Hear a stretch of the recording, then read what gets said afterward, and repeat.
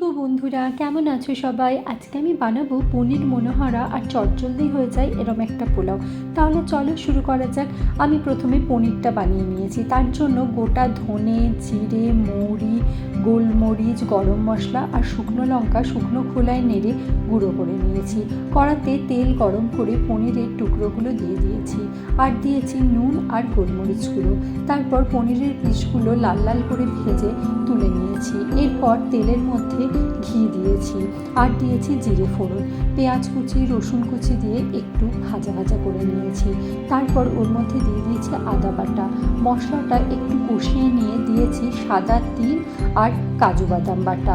এইটা দিয়ে মশলাটা আরও একটুখানি কষিয়ে নিয়েছি। এরপর দিয়েছি টক দই। আচ্ছা, আমি কিন্তু টক দইয়ের মধ্যে ভাজা মশলার গুঁড়ো, নুন, হলুদ মিশিয়ে নিয়েছিলাম।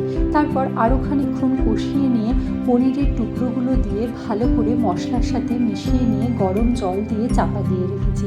কিছুক্ষণ পর ঢাকনা খুলে যখন গ্রেভিটা বেশ থকথকে হয়েছে নামিয়ে নিয়েছি। এবার চলো পোলাওটা বানিয়ে নেওয়া যাক। আচ্ছা, পোলাওয়ের জন্য আমি গোবিন্দভোগ চাল ভালো করে জলে ধুয়ে জলটা ছড়িয়ে নিয়ে নুন, ঘি আর গরম মশলা গুঁড়ো মাখিয়ে কিছুক্ষণ রেখে দিয়েছি।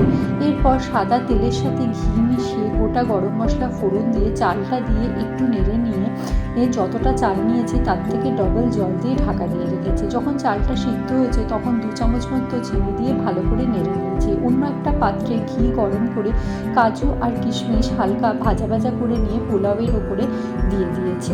ব্যাস, আমার পোলাও আর পনির রেডি। এই পোলাওটা কিন্তু ভীষণ ঝরঝরে হয়, তোমরাও বাড়িতে বানিয়ে খেও। কেমন?